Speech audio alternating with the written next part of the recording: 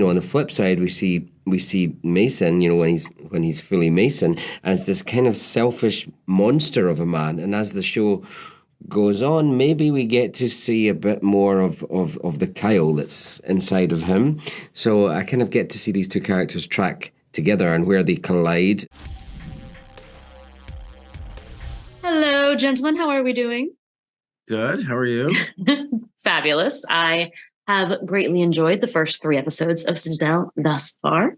Well, thank And Richard, I have already seen you get to play a few versions of Mason and even refer to Mason in the third person, depending on what you remember and how you act on that information. What would you say comprises the core self of Mason? Honestly, I'm going to give it's probably far too much of a romantic answer for a spy show, but it's love. I think he's had a huge lack of love in his life, and now he's got a huge amount of love for the character of Nadia, and it's him pushing that kind of love away that really messes up his life and his decision making. So at the core of this huge action spy drama thriller is, I suppose, the kind of most important human thing, which is love. Stanley, I love that you have a cup of tea. That feels very...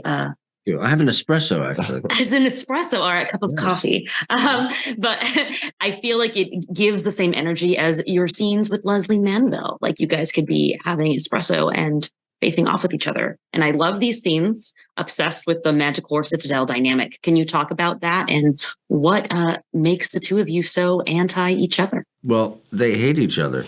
They're anti each other because they're at different ends of the moral spectrum. Whereas once they did work together, but all of that fell apart. What she is attempting to do is the opposite of what Bernard is trying to do.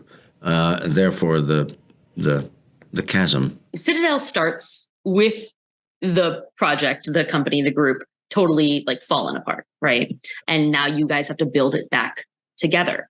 But Mason also has a family that he's trying to get back to at the same time that seems to be in opposition to moving forward with Citadel. Can you talk about that being at odds and how Nadia factors into this? And that's what's so interesting for me about playing these kind of two characters in one body is seeing the parallels between Mason and Kyle. And as the piece progresses, you get to see a man who's doing everything selflessly to save his family's life. And as the show goes on, we get to see there's a bit more of him that's selfish, that's about himself and where he wants to go and what he wants to know about. And on the flip side, we see Mason, when he's fully Mason, as this kind of selfish monster of a man. And as the show goes on, maybe we get to see a bit more of the Kyle that's inside of him. So I kind of get to see these two characters track together and where they collide, and where they are very, very different human beings. Stanley, Bernard obviously is positioned as a great ally for Nadia and Mason, but he's also like the reason they're in these difficult situations. He even says, like, don't trust me. How far can one throw him? How far can one trust him? What is it like playing, a spy who can you never really be sure of? I think in the end, Richard's character could trust him fully. Yep.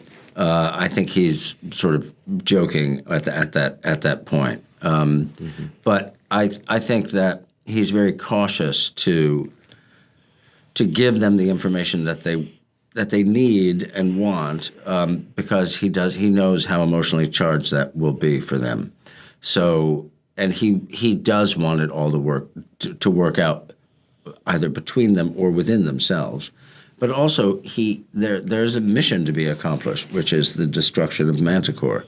And that, above all else, is most important. They're planning on having Citadels in many locations. Mm-hmm. Is there any place you guys would like to go and visit a Citadel of? You want to, I know. I'd love to do like Citadel Hawaii. We're in a beach bar and we've got a cocktail and we swim in the ocean.